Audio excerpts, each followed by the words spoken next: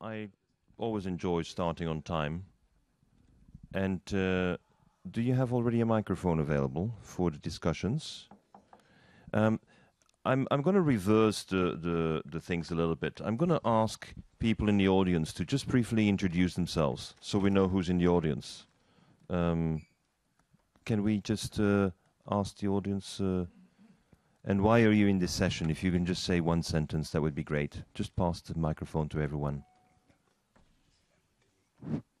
Thomas Johansson, Lund University, generally interested in these topics. Okay. The same interest, Kent Nyström from World Bioenergy Association. Right. Pilvet Song from Asian Development Bank. I'm interested in learning something about the power grid integration. Dozo. Please.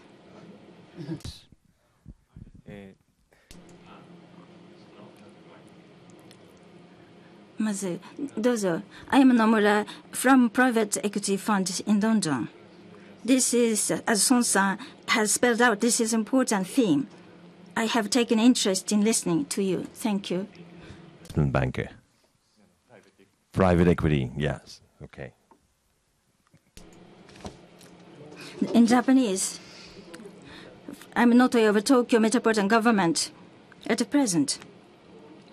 In the city, because of the earthquake, we have lost the power supply. So in the region for the renewable energy in conjunction with the local cities, renewable energy, we like, in order to utilize this for Tokyo's electricity needs, we have to study the better way for the transmission of the electricity. That, with this in mind, I'm participating in this session.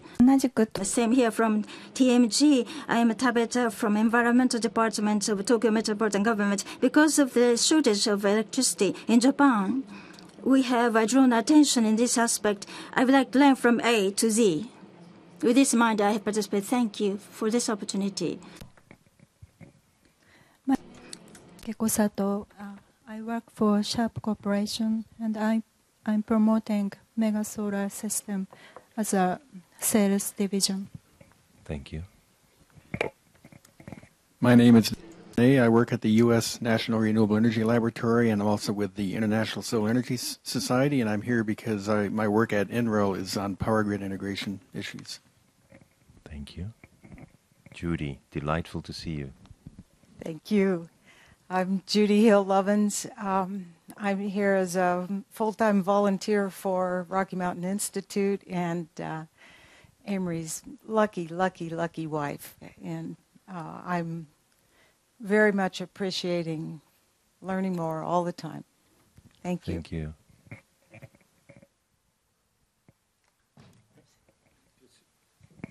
I'm Wilson Rickerson with Meister Consultants Group. We work with a lot of U.S. cities and also run into this issue all the time as a barrier that may or may not exist. We're also doing a lot of work with remote islands, and a lot of the power grid integration challenges there seem to be writ small what a lot of the bigger countries are running into.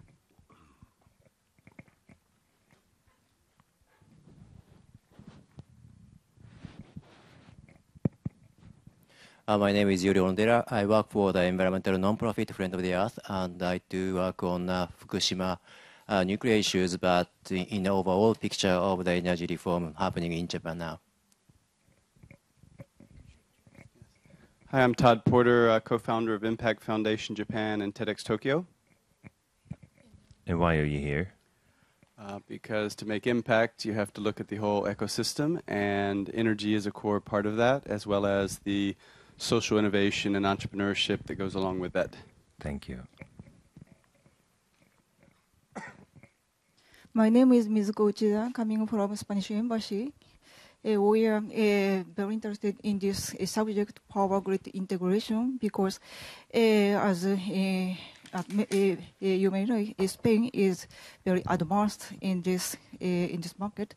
So we are now thinking about what kind of proposal we could do for Japanese government. So we are very interested in this subject. Muchas gracias. De nada. I'm working for Tokyo Metropolitan Government. I'm in charge of renewable energy. I'm interested in grid to promote renewable energy. Okay.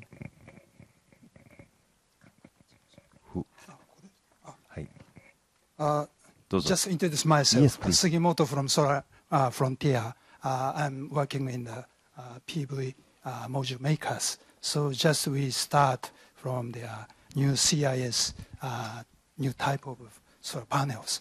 So just I intend to attend this meeting to catch up there to how to harmonize of their electric distribution network and just home network. It's very difficult to communicate each other. Thank you. Well, thank you very much. I am the least qualified person to sit in this chair.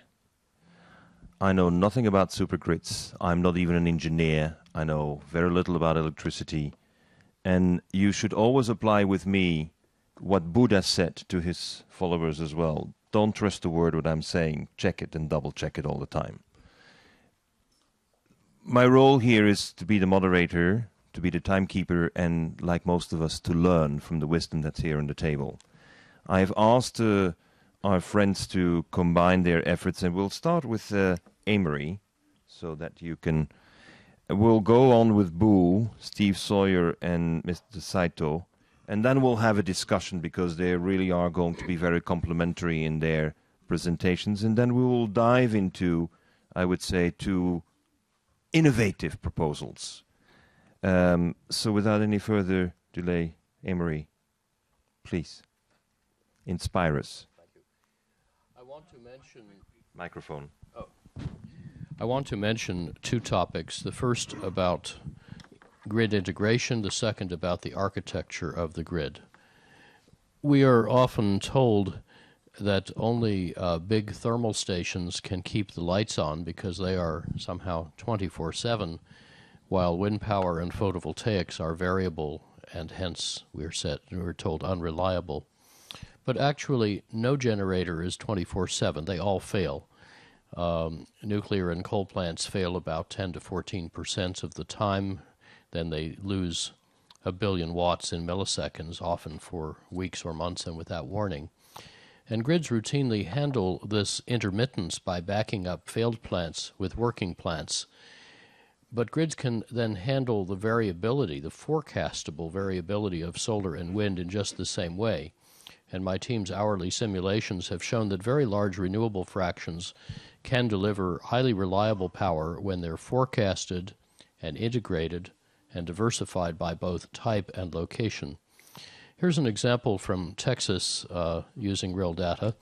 After efficiency reduces and makes less peaky the summer loads, we can install wind and solar power, wind in green, solar in yellow, and they will not exactly match the load.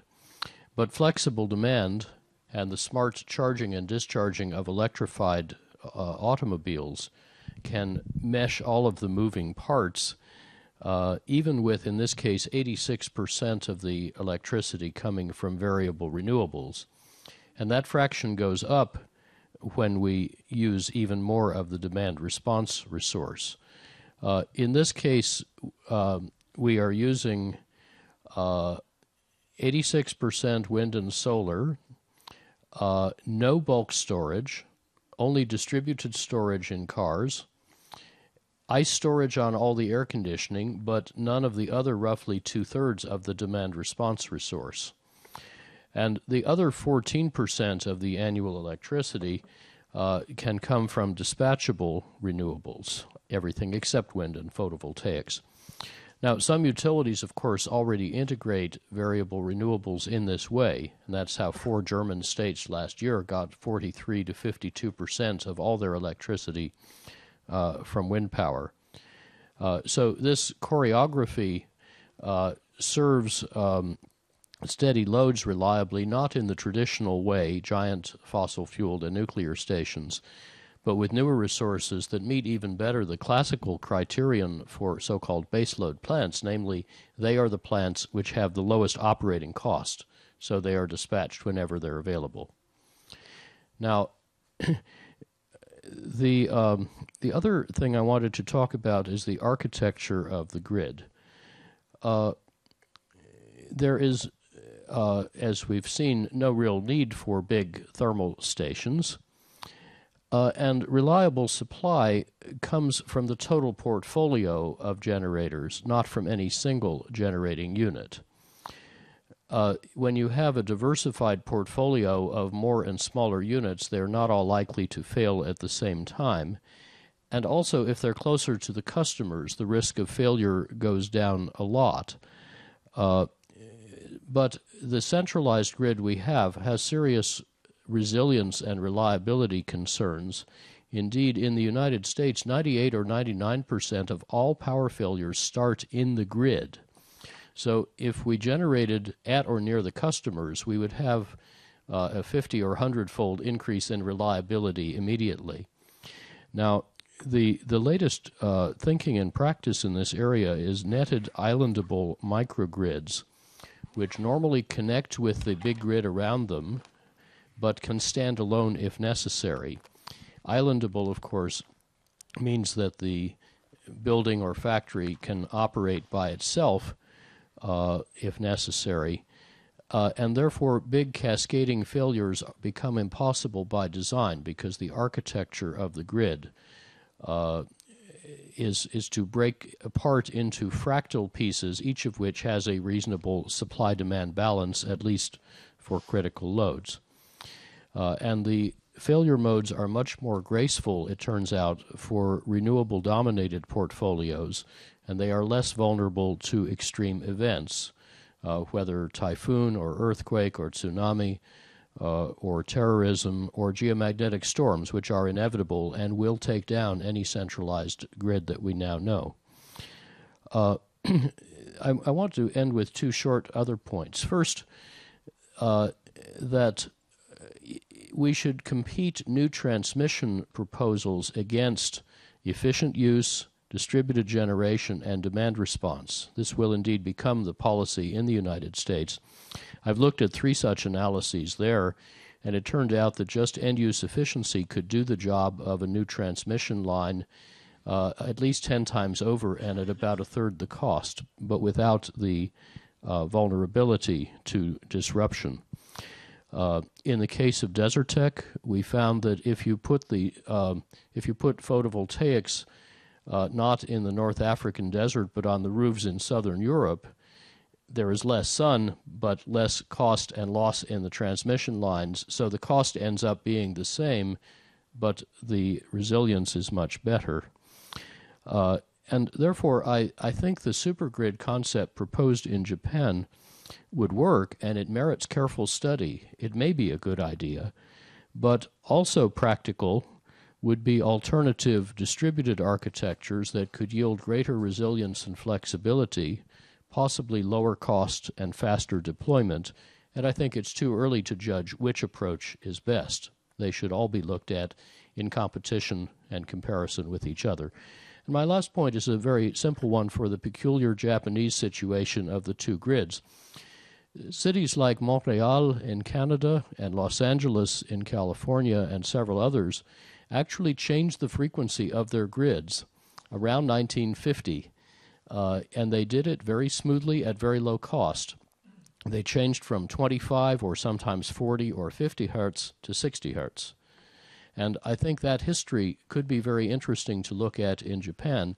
It should, if anything, be easier now, because now a lot more of our loads are electronic and have a rectifier in the front, so they don't care about frequency, whereas in 1950, almost all the loads were asynchronous motors, which had to be rewound. But you may not know of this detail of our history, and it could turn out to be quite interesting to look at the logistics of how it was done, neighborhood by neighborhood, and it was all over with within weeks or months in each area. Thank you. Thank you very much, Amory. We're, as I said, not having discussion after each speaker. We'll have the 4 speakers in Bo Mark, will take this visionary perspective into the European context with a reflection on China. So, thank you very much. I would like to give a little idea what is happening, in fact, with the European supergrid, and also put it in perspective. So to start with, I show this slide just to show that things have happened. I worked with ABB for 30 years. In 1992, a researcher in ABB developed this idea of building a 100% renewable system for Europe. And that slide was not allowed to be published for 10 years. It was too drastic. Then, of course, other things have happened. Whom too drastic? By, if I call it management in general terms. No, we can take that later. Today, of course, there are very many plans, and we'll hear more about Desertec later. But what this is all about, because I certainly agree with Armour that we have to look at the different alternatives, and the solution will be a combination of alternatives. But I think it's very important when you look at the energy system for Europe, for instance, because after all, Europe is from a geographical standpoint quite small. And if we look at the total resources we have in Europe today, we have, of course, hydro. We have hydro storage, not the least, because the rings, blue rings, indicates hydraulic storage.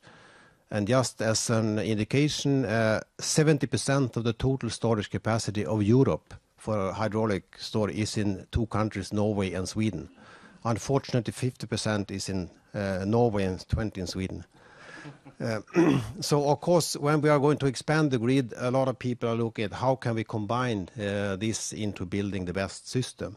And that has led to the ideas of building a North Sea grid. Then the term supergrid started being used some years back. I would say probably like 5 to 8 years back. And the whole idea with the supergrid, when this was brought up, was to combine interconnecting various countries and markets with offshore wind power. That was the whole starting point of our talking about the supergrid. And also, of course, building on land-based. But now if we concentrate on the offshore grid, and we can look at what's going on. Next. Because it's interesting, this map I've taken from EVEA. And today you will find very, very similar maps are drawn by EVEA, by Greenpeace, and even by the TSOs around the North Sea. Because we all now seem to share the similar idea that we should to tap the vast resources, potential resources of offshore wind in the North Sea by also extending a grid. But this is not a fiction. It's actually, some of this is already built. You see all the red lines are already built. The yellow ones are under construction, and the blue are planned. And to give you one example, there is a red line going from Norway down to Holland, and that is a cable that was built some 5 years ago.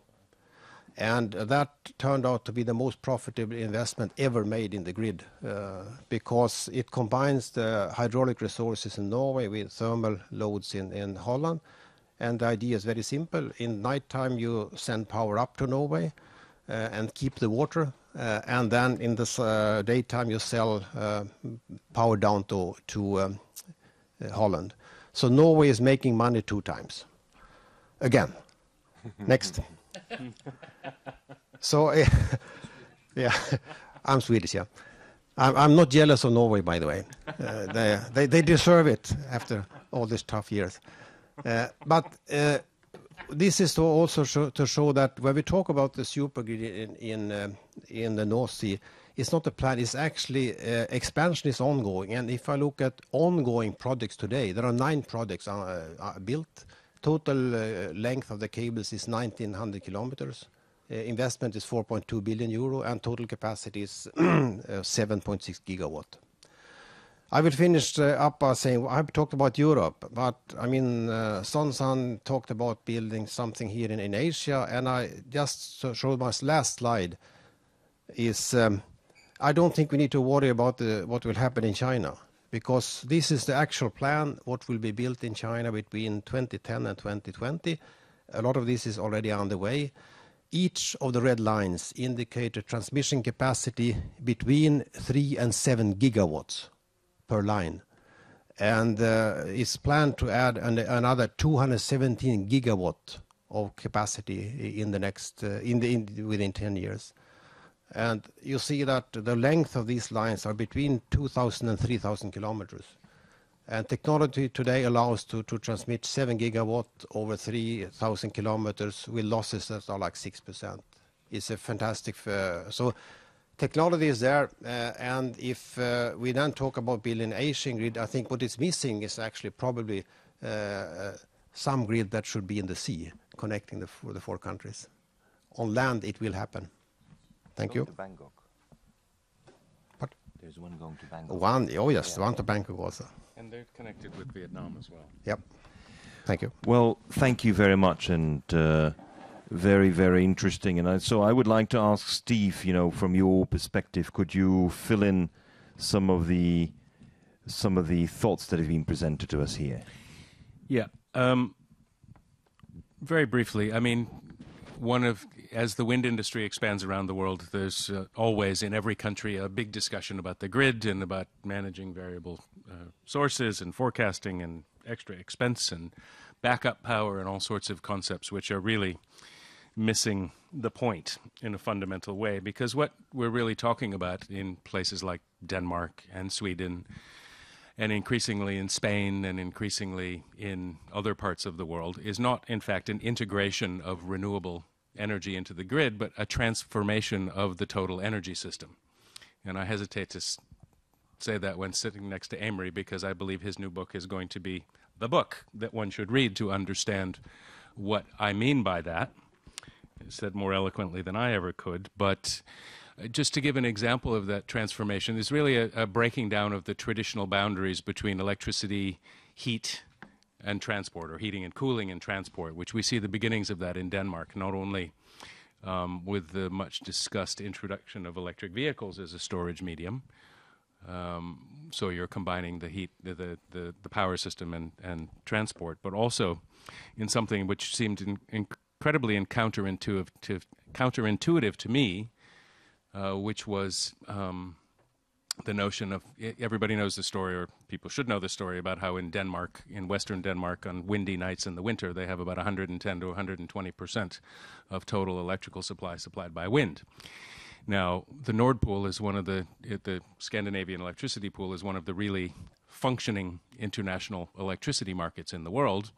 And at that point in time, on those windy winter nights, the price of wind power sold onto the Nord Pool becomes very close to zero.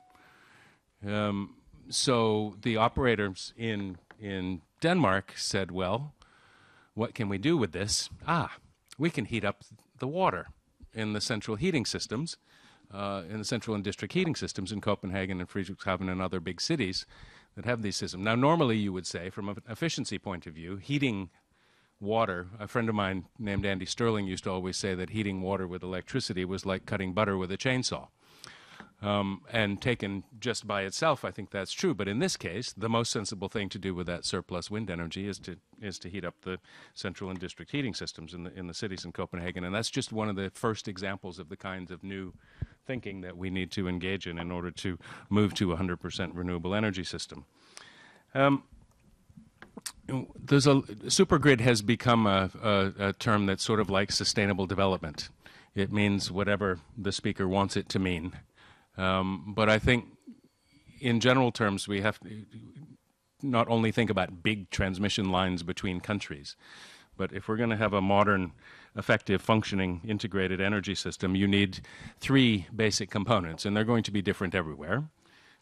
You will need strong transmission, at least if you're going to integrate any large quantity of wind from remote locations.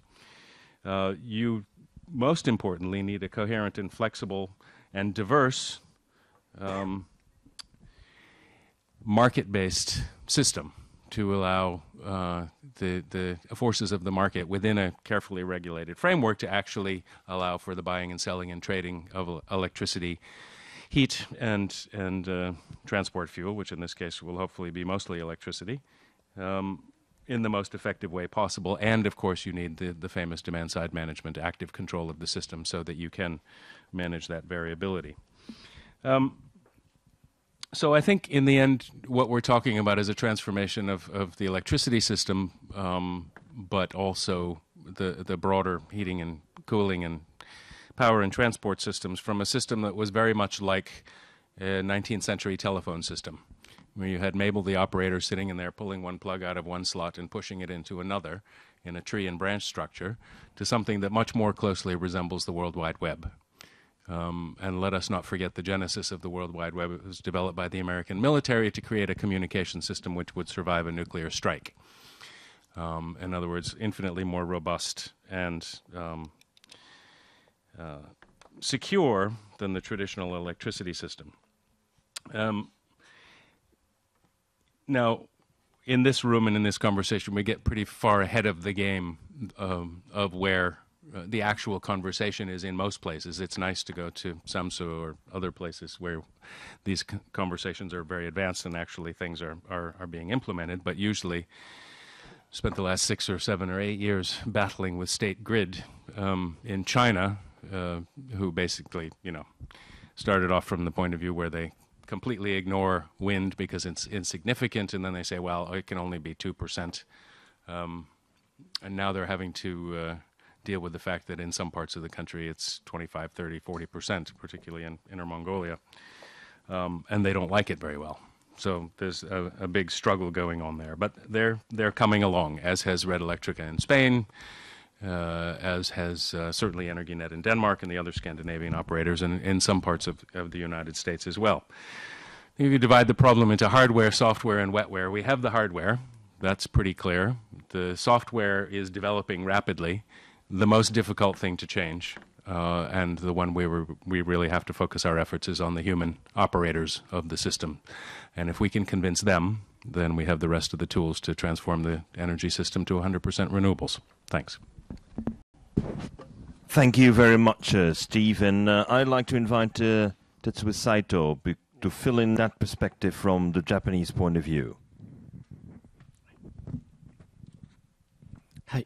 Thank you for your introduction. I would like to talk about the Japanese status vis-a-vis the electricity conditions in Japan at this point of time. Then I would like to lead us to the upcoming discussion. And now I would like to show you here, in particular, about the onshore potentiality of the wind energy.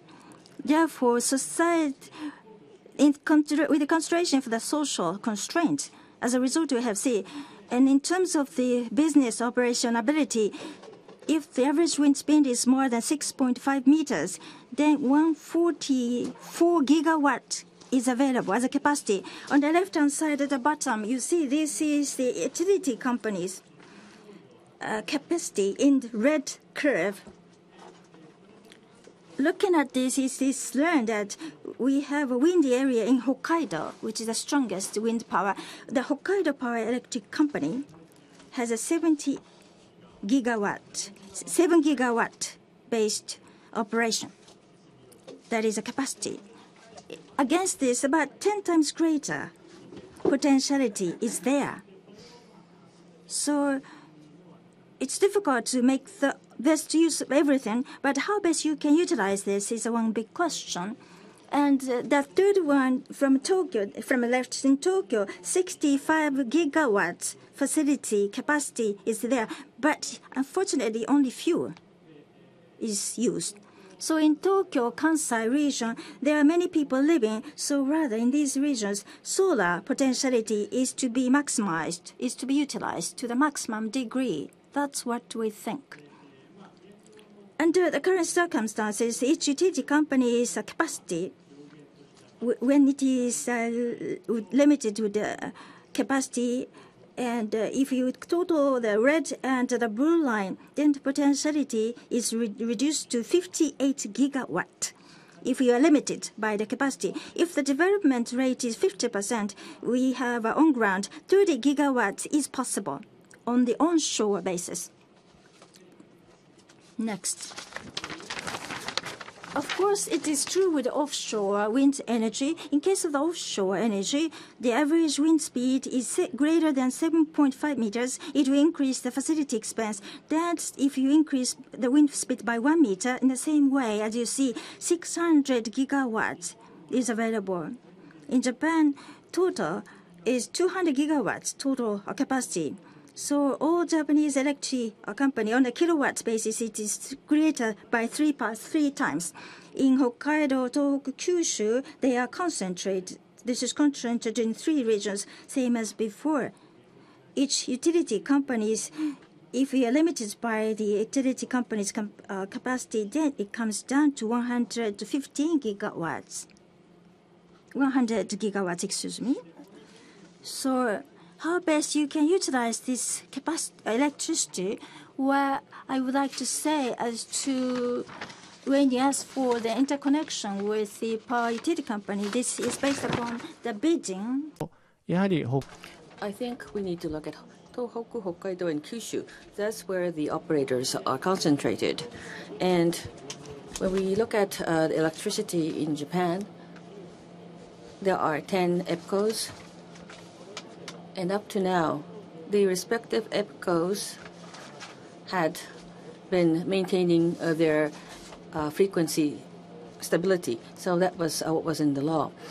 And of course, within their territory, they will be in charge in maintaining and stabilizing the frequency. So that's a very important point. But in the future, when we think of solar and also wind energy, such renewable energy increasing in the share, it's necessary to be able to use whatever is the best for the different regions in different parts of Japan. I think that mindset needs to change.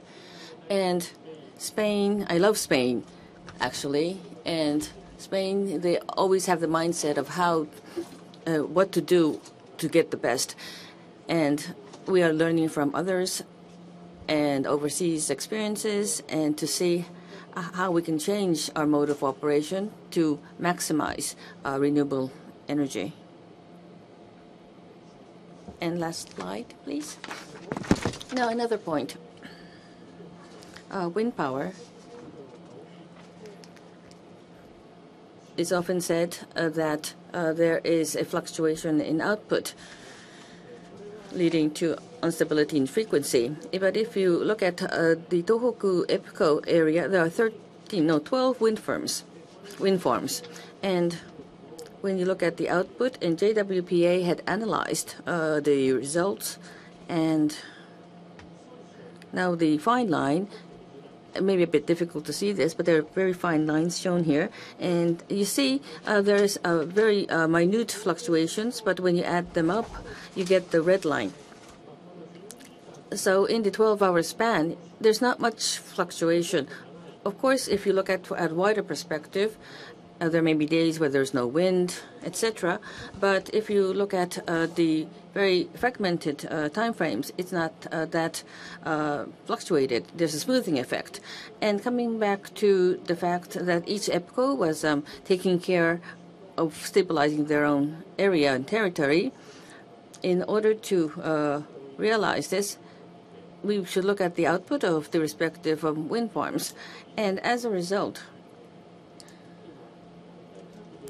at the respective EPCOs, the installed capacity, 5% of that is considered to be the maximum of grid interconnection in wind power. So if many wind farms and with the interconnection with PVs, not just certain region, we hope that we can enlarge that to not just certain regions, but to Japan as a whole. Thank you. Thank you very much. Now, we've had 4 contributions, and I would like to invite the audience to make some comments, ask some questions from any of these 4. And then we'll move on to, let's say, to more innovative contributions. Yes, please.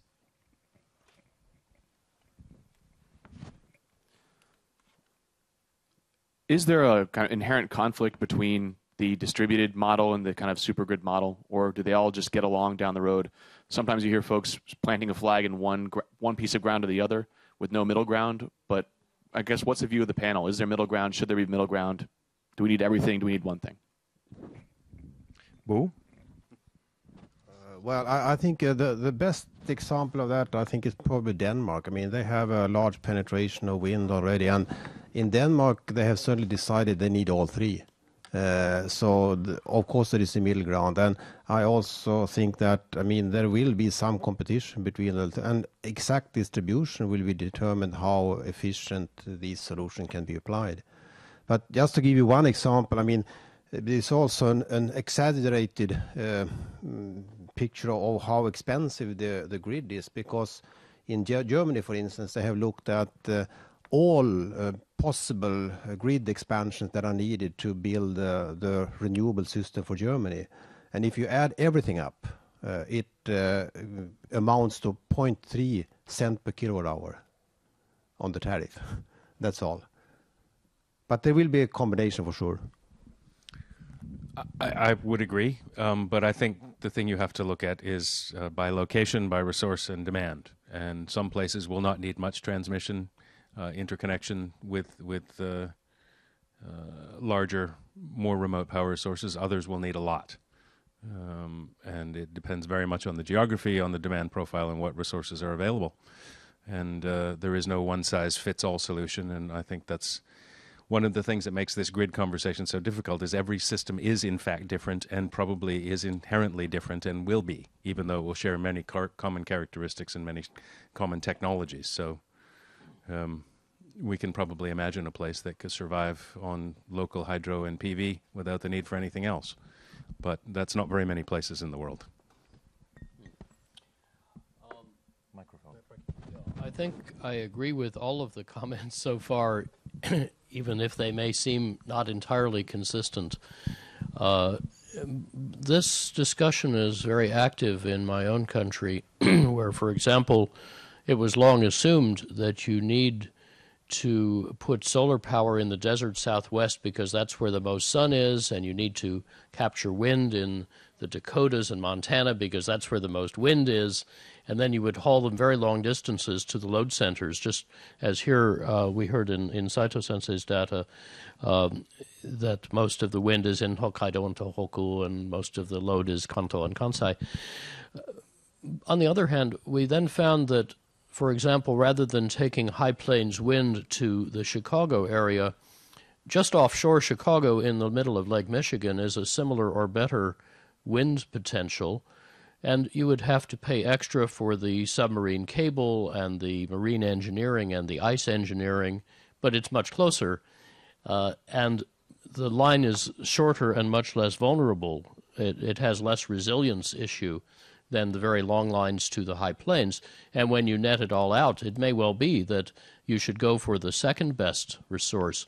This is especially true for wind as we get new kinds of turbines that are very efficient at lower wind speeds and give very high capacity factors. So the supply technology also is evolving in a way that will compete with long lines. And I think it's just too early to say how this competition will play out.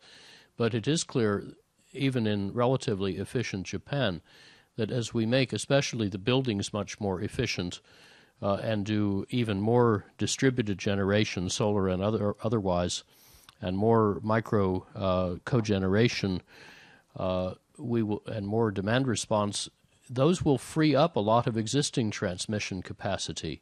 And I'm sure that when I look at that China map, when this competition really takes place in China, we will find that many of those big lines are not actually necessary and not economic.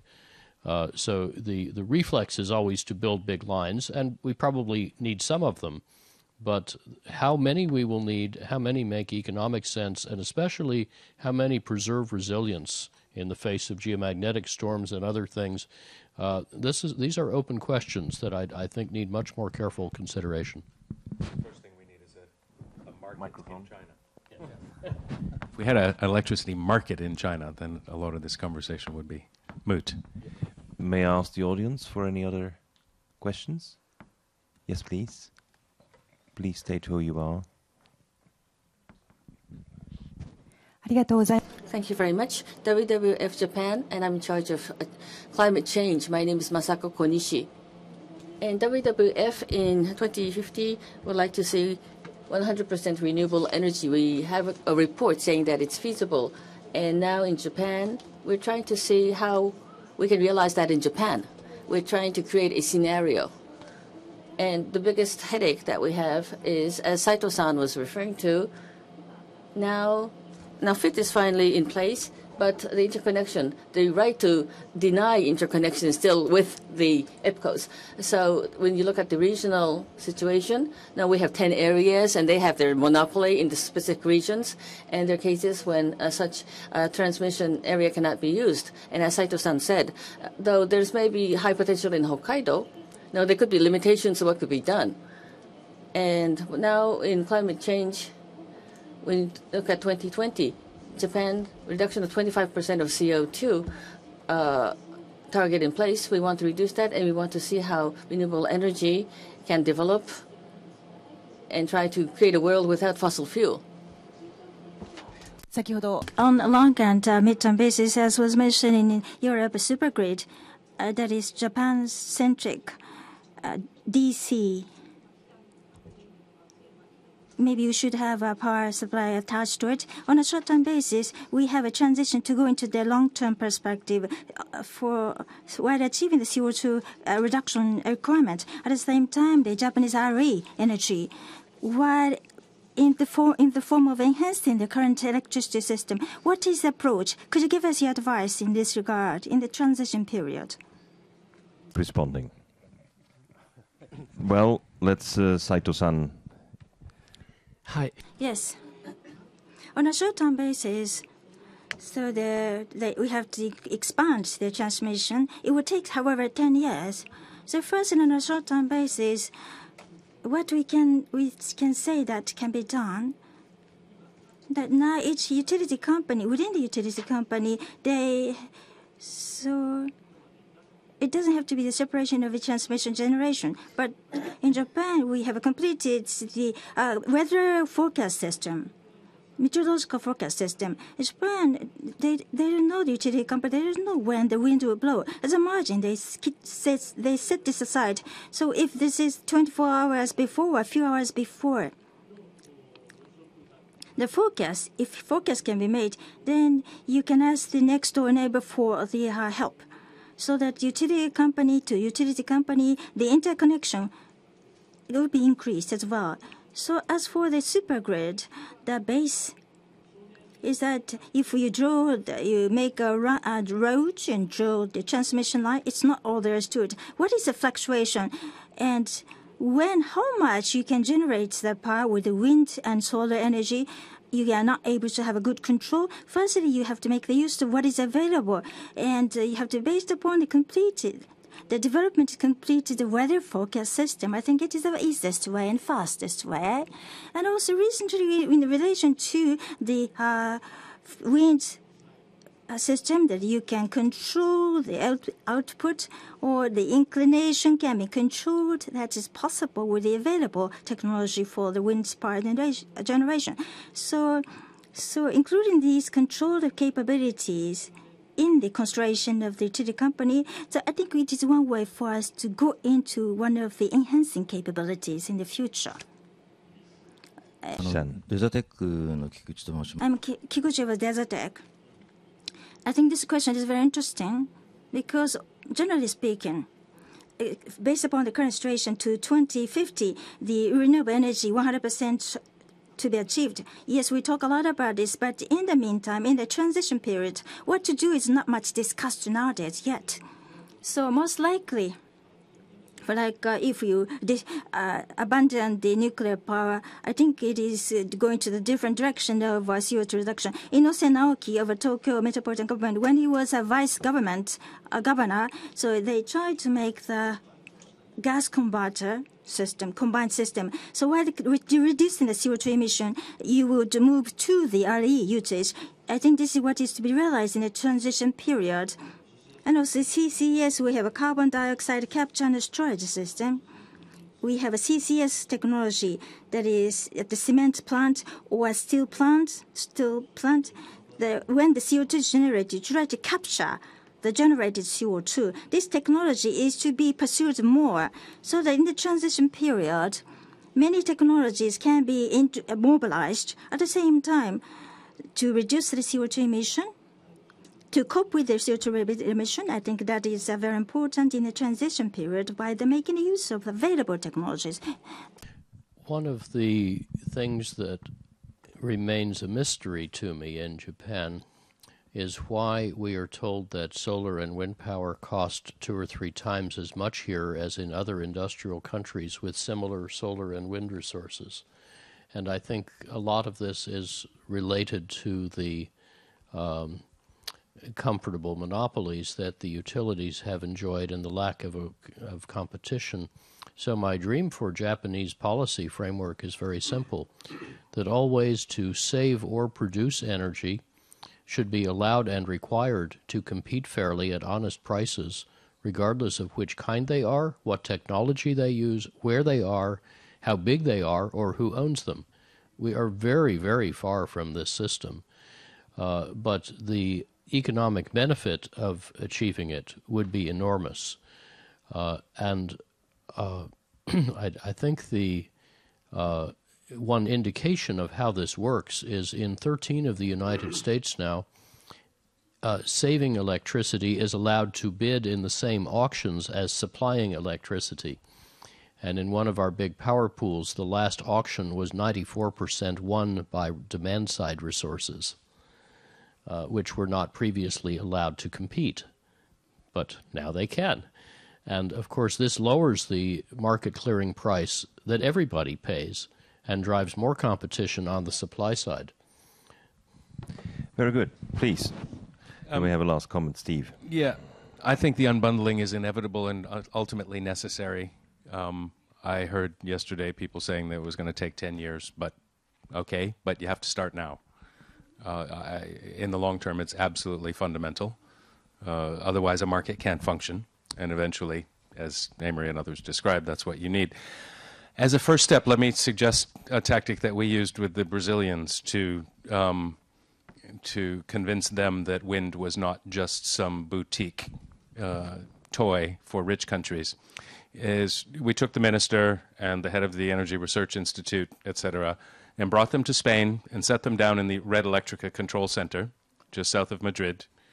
And they can watch how the system operator manages up to 53% once, but, you know, not unusually up to 30 or 35% variable wind power in the system. They do it with day-ahead forecasting, up to 48-hour forecasting, demand-side management a bit, and all the rest of it. And it's for people who like central planning. It's like something out of Star Trek. Big control room, lots of TV screens, lots of buttons to push. Everybody, it impresses the hell out of them, and it's all basically to accommodate wind power. And Red Electrica has in effect become one of the greatest advocates for increased uptake of renewables, whereas 10 years ago they were saying that they couldn't possibly have any more than 2 or 3% on their system. So get a study trip of the right people to the control center in Madrid. And the last auction, I believe, in Brazil was won by wind power, right? Paul? The question of denial of connecting renewable to the grid is not only in Japan, it's in many countries. The most efficient countermeasure I've seen to that is the system in Germany, where the transmission system operator is obliged by law to have the interconnection ready when the renewable is ready to connect. If they don't have it ready, they even have to pay loss of revenues. And that has turned out to be very efficient. And in China, although it's not enforced yet, the law says that they must pay twice the price until they connect. Another question from the audience? Yes, Sean, all the way in the top.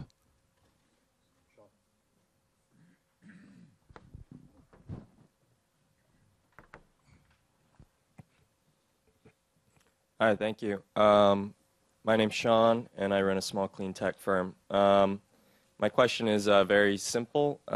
What's the difference in price between submarine HVDC cable, including the price of actually installing it and maintaining it, and then land-based? I'm just trying to get a rough idea of how these things fall out.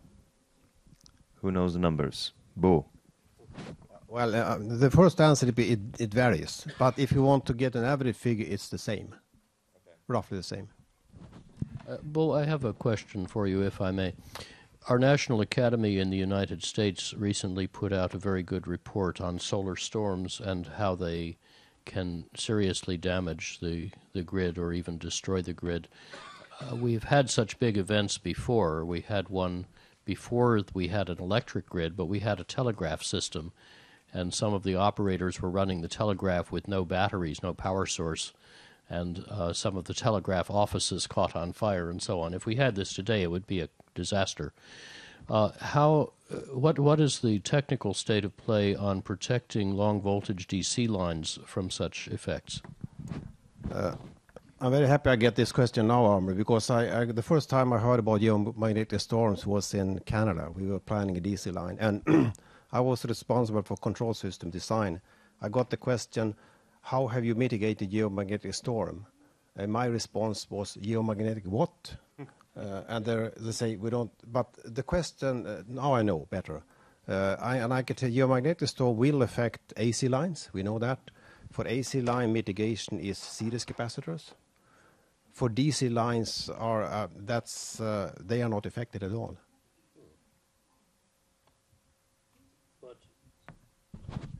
On the AC lines, I believe you need a DC shunt so that you don't drive the core to saturation and then blow up the transformers. You need to put in a capacitor in the line.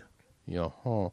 So, but why is the DC line not affected at all? Because the DC line doesn't induce this voltage, and then so if this study had been made extensively, because particularly on the north-south lines in Canada, running north-south Canada, US, and they will not be affected.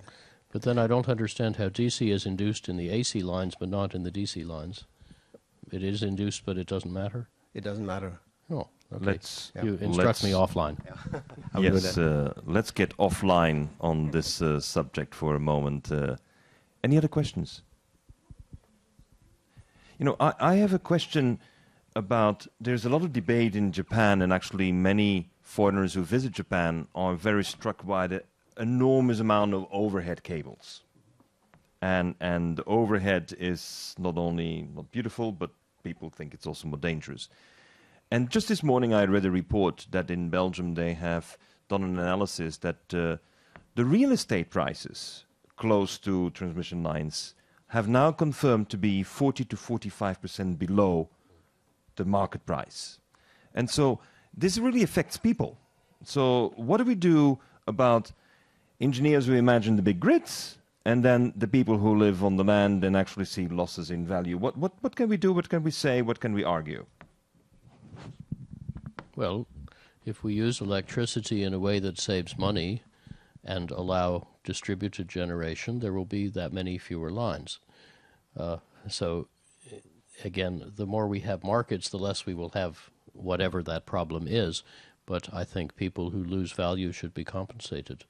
And this is a big issue in a lot of the United States. It's partly an aesthetic effect and partly health concerns, which are not yet fully resolved either way, but there's certainly something going on. I should also, I think, mention we haven't said very much about one aspect of the Danish grid organization, and that is they already are the most sophisticated in the world, I think, at this cellular organization of islandable microgrids. And Søren was telling me that they regularly test by cutting off the microgrid for 24 hours to make sure it actually works in a resilient way. So I would hope that a study trip to, say, the Spanish or Nord Pool control centers would include looking at that cellular organization, especially in a country with typhoons, with earthquakes. This is an extremely valuable source of national resilience. And of course, that is a topic in many places, and it has constraints also in some time lag to put in new infrastructure. That is actually one of the reasons why it's so popular to put grid in the sea now, because there you can do it very fast. There is no 10 years lead time in building C-grid. Let me ask a question about this. Sonsan gave this, I think it was he, that gave this wonderful slide showing the submarine telecommunications cable and said the fish can't tell the difference. But some fish navigate by electric fields. I wonder if there is any biological difference.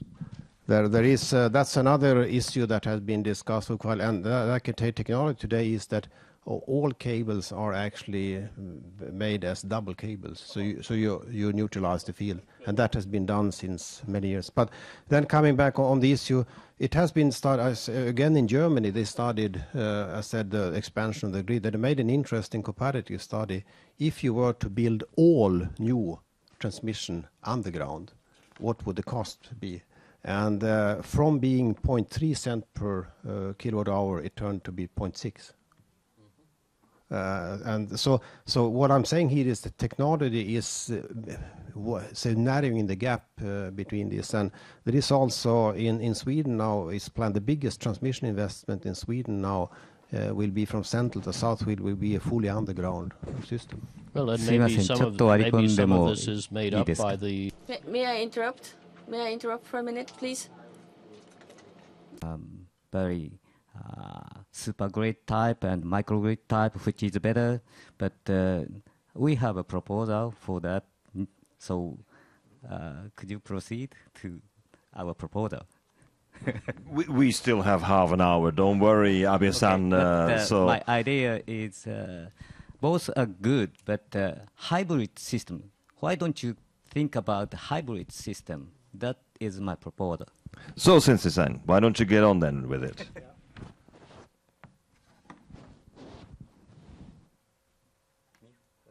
Yes, Abe-san, Abe-sensei, from Tokyo University.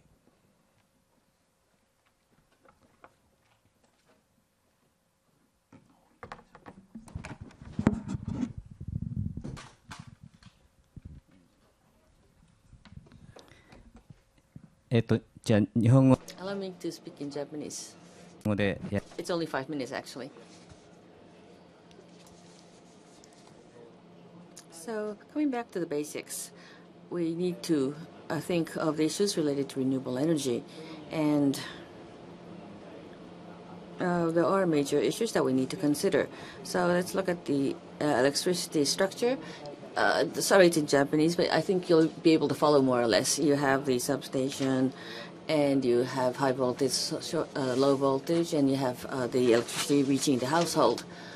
And now, it's often said that there's a connection in all of the different places, and there's a magnet which is rolling and 50 times per second, and in the same timing, it's facing north.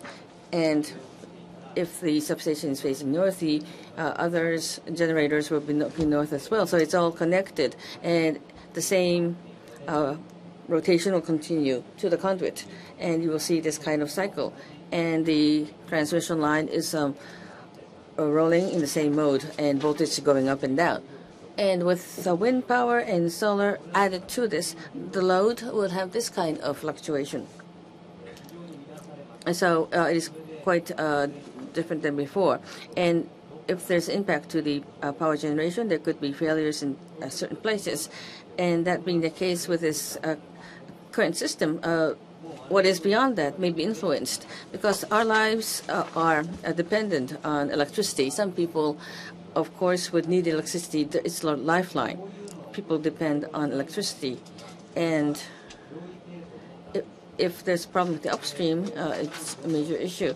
And there would be cascading, and it could lead to large accidents and corrupt the overall system. And we see this. There was a case in Canada. I think some remember in U.S., Canada, a blackout occurred. It was back in 2003. But there are other areas. If you look at here, the numbers, you see that in major locations, you do see a lot of blackouts. This is in the unit of 1 million people. That's a suffered number.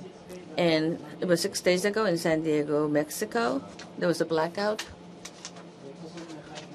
and in Germany and Italy as well, though not shown here, has suffered from a large blackouts.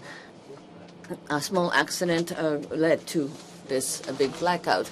And what I was referring to as a hybrid system, now we have the grid, the trunk.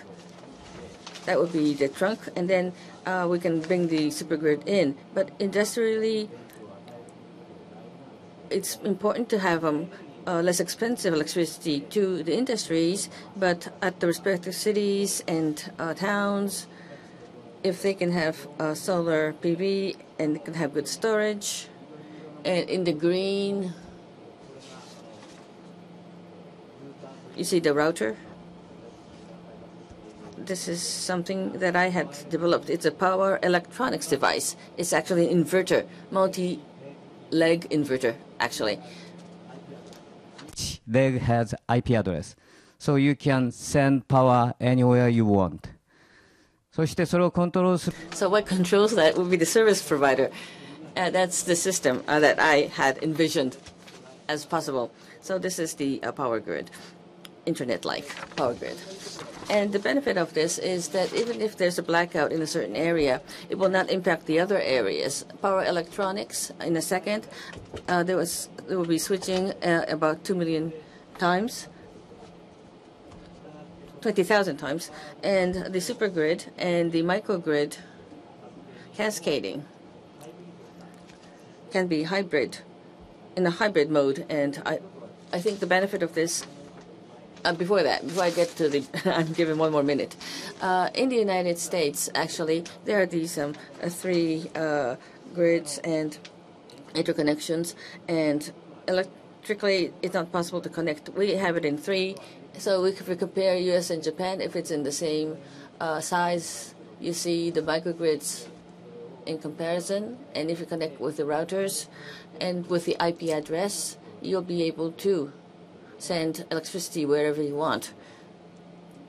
So it's like an energy internet, so to speak. And here's the cascade outage. No problem with the cascade outage. And synchronous system tends to become stronger and stronger, tighter and tighter and lighter.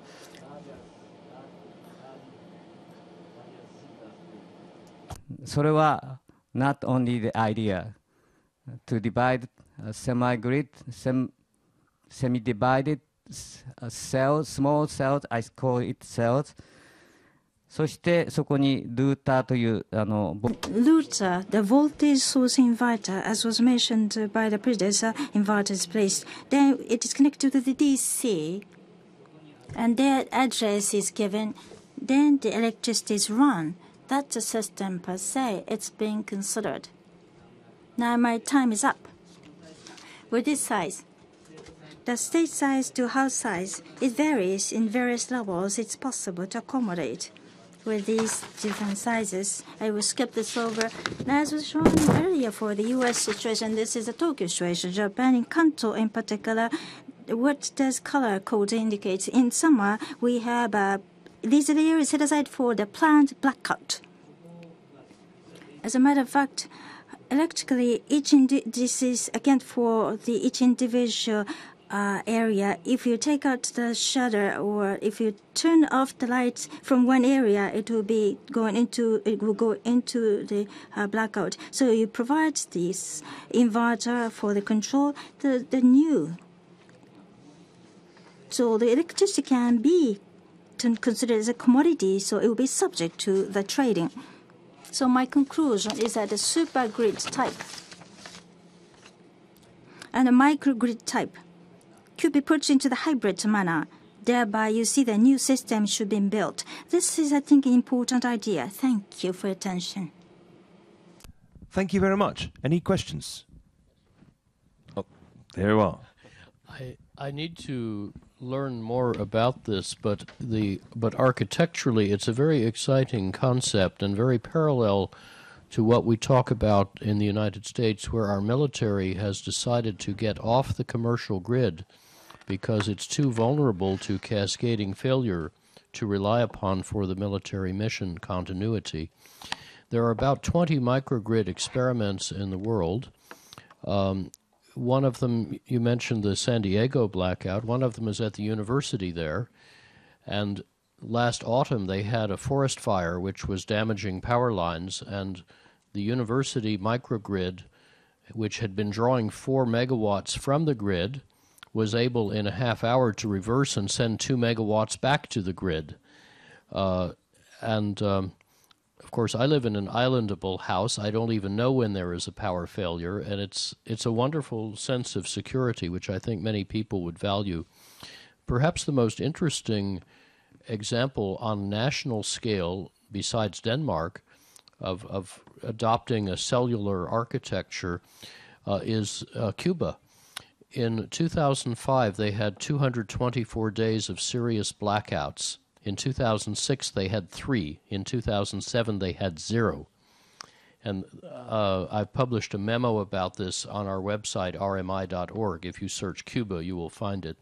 They combined efficiency, inverted tariff, public education, distributed generation, and re-architecting the grid as netted islandable microgrids. They did not have any of your wonderful Todai sophistication in power electronics. They did it in a very simple way, but just that change in architecture had this profound effect on the resilience of the grid. And the 0 blackouts was despite having suddenly 2 hurricanes wipe out a lot of the grid, and still all the critical services were maintained. It's, I think, a very important illustration of the principle you describe. Thank you. Emery, thank you very much. Any reaction to this, please? Yes, Abe-san. Thank you. In this structure, what's good about this system, it doesn't take much time. Now, there's the grid router, as I said earlier. It is located in a transformer or in a house, in front of the houses and buildings, so that to spend 10 years to draw the transformer, it is not required. So we used AC, which is available transmission line, so that the information and the power electronics can be well combined so the new structure can be made. This is the very key. So it does not take time. That is a good buy and important point. Thank you. Yes, please. ADB-san. Hi, this is Pribha from ADB. Yeah, I'm very much interested in this presentation. It answers to the questions that I had in mind, and I have a couple of points. a couple of questions regarding that. Number one is that is this technology commercially available, and it can be used for in our developing countries? And secondly, what would be the investment requirement to change it to this hybrid type? And the third thing is applicability of this technology. The countries that we are handling, the total generation capacity of the country is quite small, ranging from 500 megawatt to 10,000 megawatt. So whether that system can be applicable to such a small country. Thank you.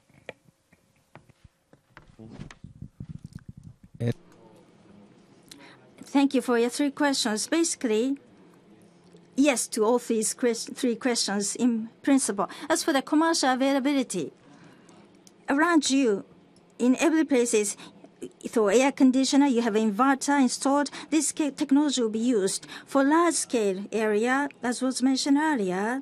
The high DC line can be used, like it was supplied by Siemens, which ABB is the number 1. AD-CD converter.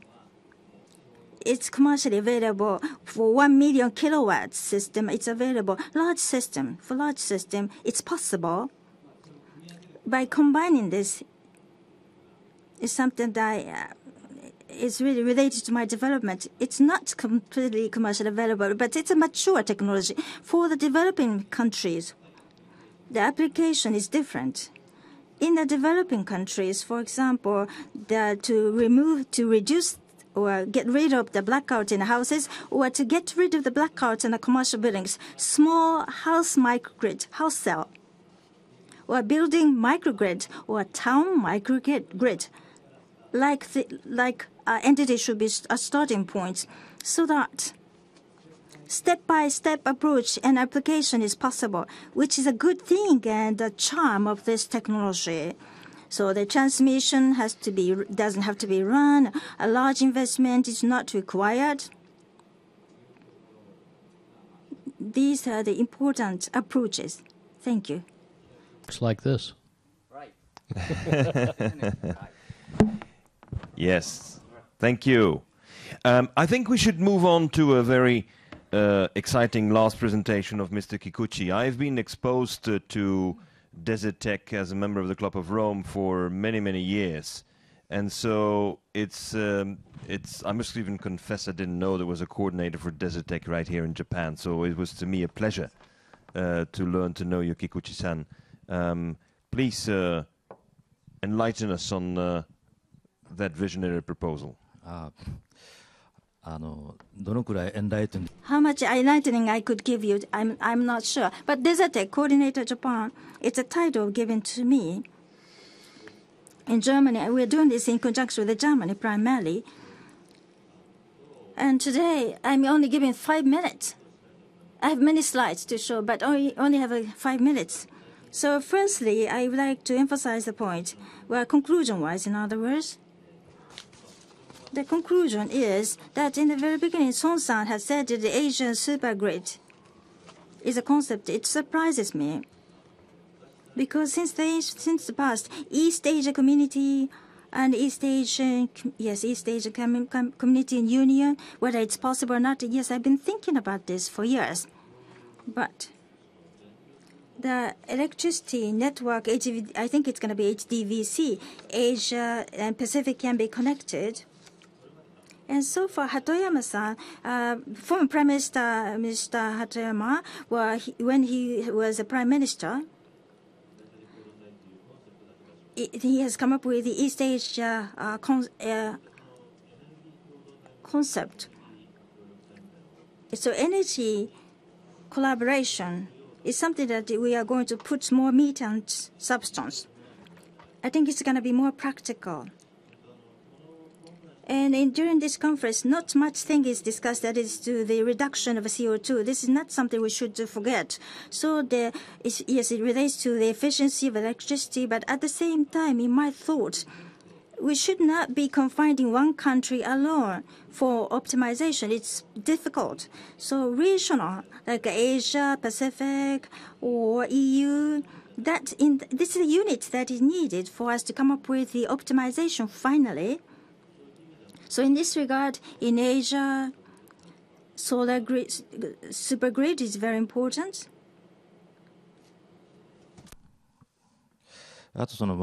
And furthermore, now with the nuclear power incident, the Japanese people, we were able to respond bravely, but the government and TEPCO, they weren't able to give what they should have shown to the world, and we need to have reflections.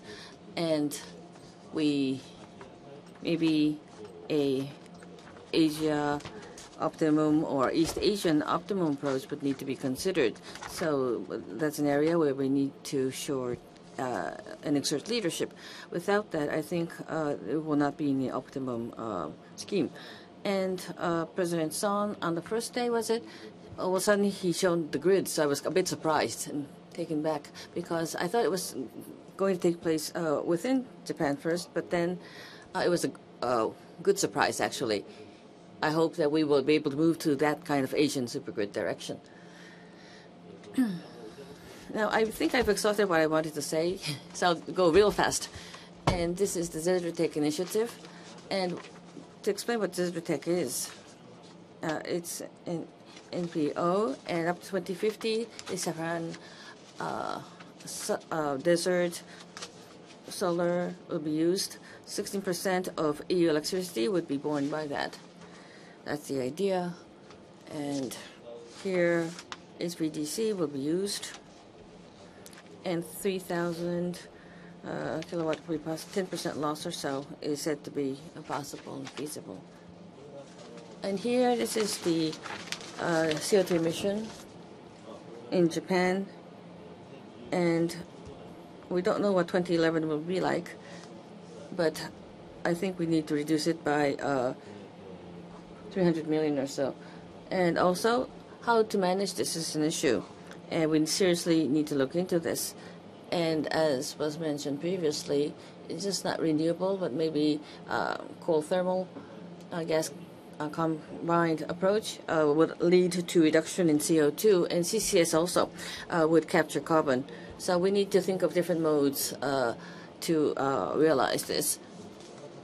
And putting aside nuclear and promotion of renewable, it's not just that, but there are other aspects that we need to consider. And this pie chart is often used, and this gives you the CO2 emission of the world, and close to 3 billion tons. And here in China, you see 40% or so, represented by China and U.S., and at Asia, it would be like 30% or so.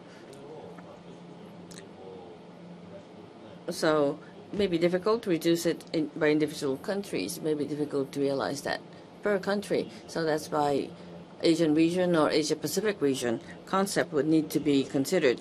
EU, of course, is looking at EU as a whole to reduce CO2, and maybe it would work for Asia. And this is the Sun Belt, and these would be the areas where Desertec will be focusing their activities. And here, this is the Asian, including Australia and Asia Pacific, 3,000 kilometers or so, 10% loss with DC, and that would be more or less the area, and there'll be about 2 energy areas.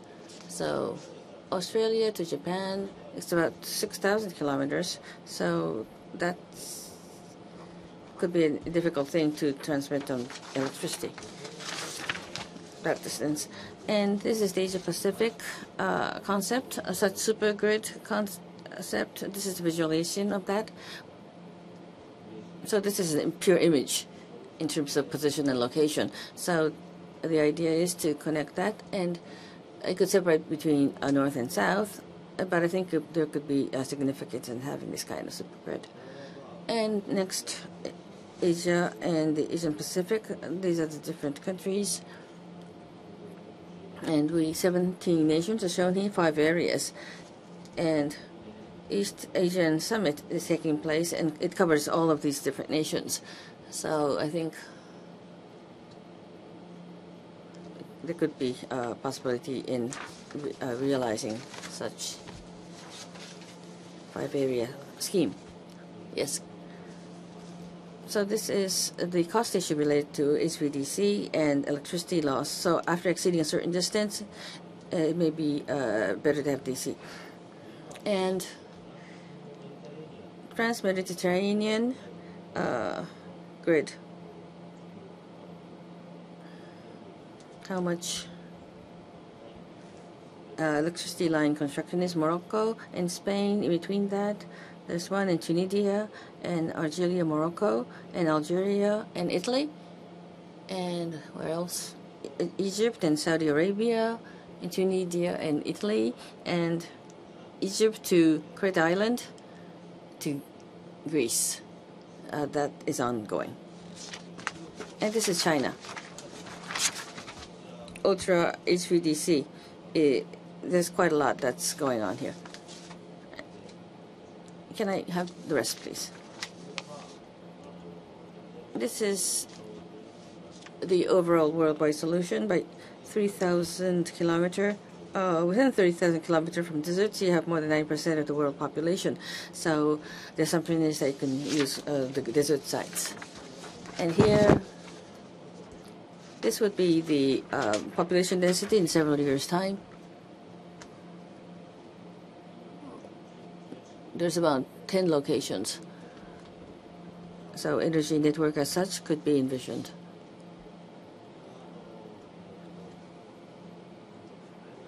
What was this? Direct irradiance? I forgot. And this superimposed what I had before. And lastly, in 1980, in the 80s, actually, there was experience conducted in Japan at Nyocho in Kagawa. And PV power generation was studied. NEDO history does not show whether it was a success or failure. We don't know whether it was a success or failure. And you see that I think solar would be a good area, but the experimental sites in Japan, maybe here in Japan or maybe in deserts, I think it's important to have such experimental areas. Thank you. Thank you very much. Well, we have another 10 minutes for some discussion. I would just like briefly to ask the audience, the speakers, to reflect on the first discussion I had on the supergrid with Mr. Son. That was on the 2nd of August. And do you believe that by building the supergrid, it's going to be possible to slash this enormous price of cost of electricity in Japan from the price of 0.2 to the price of, 0.06 per kilowatt hour? Do you think that by connecting the supergrid, you're going to really have a price cut rather quickly in Japan? Yes. Yes, according to what I've heard, ECBC line cost itself is not that large. And 1 kilowatt hour, 13 cents. If that is the assumption, 1 cent or so, price up could be the case.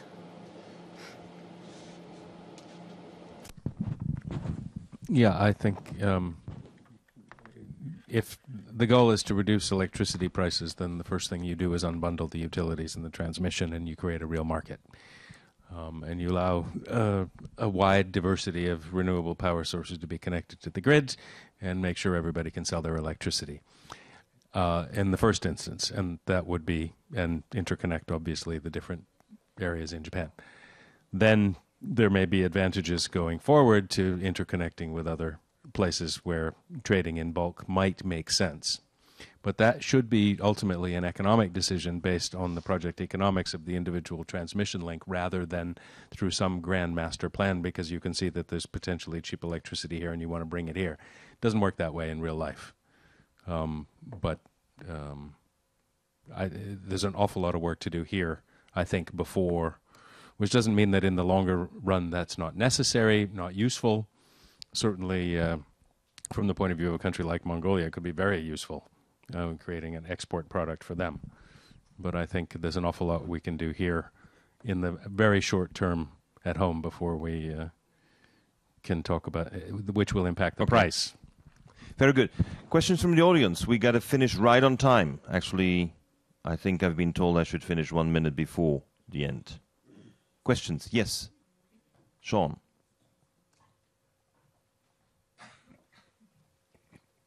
Thank you.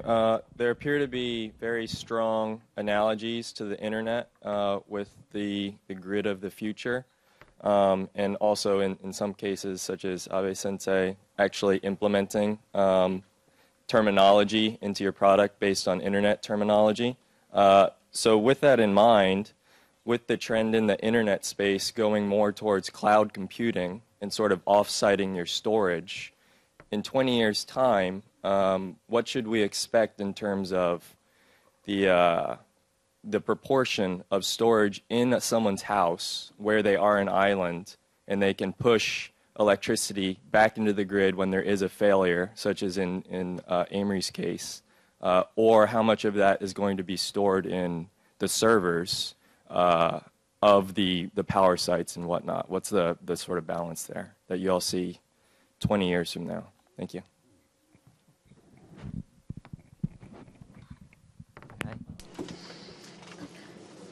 In Japanese, I would like to answer this question. The storage capacity, how much storage capacity is going to be? Well, you cannot foresee This, I don't know, beyond me. In this time period, I don't know how I can say. The price of the thing is dependent on the volume of production, has nothing to do with the time access, as you know already. So accumulated production vis-a-vis the cost, this relationship is to be borne in mind.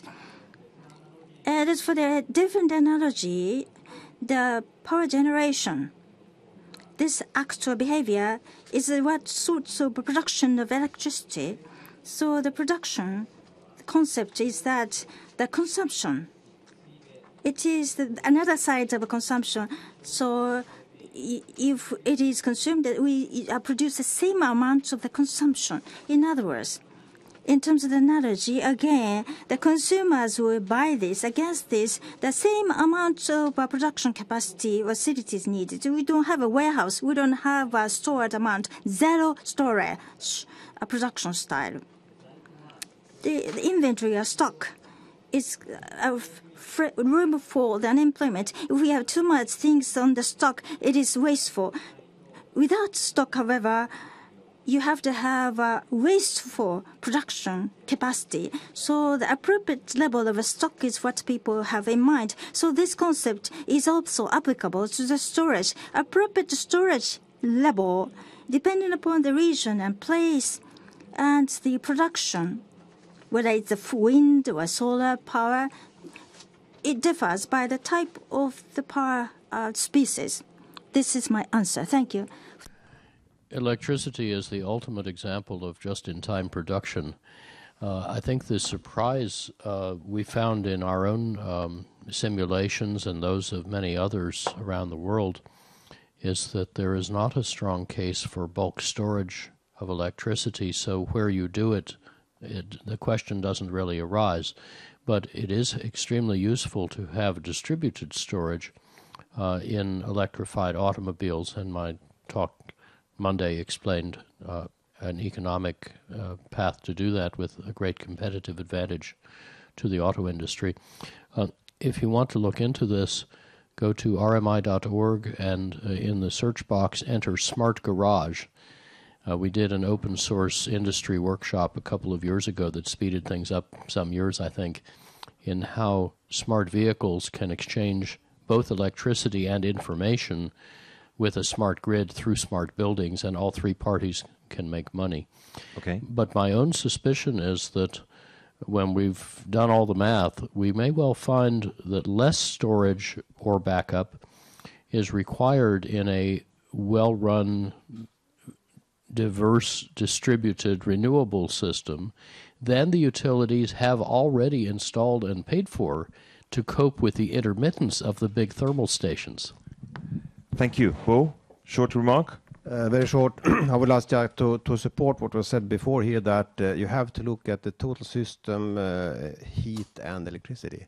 I believe very much in combining heat and electricity systems, also when it comes to storage. Yes, last small comment. I am Arakawa of Tokyo University. As to the storage, the distributed storage or heat, in addition to the usage, there we have in Japan, for the nuclear power station, we see the use of a nuclear power. If this is in suspended mode, we would like to utilize the pump system. So I always make this proposal, but the electric company has not understood this. I hope that they would utilize the pump-up system or pump system of the water. Using the power of the chair to conclude this meeting, I've certainly learned an awful lot as a very ignorant person about all the engineering and all the concepts. I even had to go to Bo and say, what does that acronym mean? Because this is also a sector which is riddled with acronyms, where you very often have to wonder what it actually says. I'm not going to make a conclusion. We will see each other in 1 minute's time at the brunch site. Please, the organizers, the brunch site is... Tell us where it is. We just go to the end of the hallway. Go out, meeting room number 3. Okay? We see each other there in 45 seconds. Thank you. Thank you, and a hand of applause for our panel members.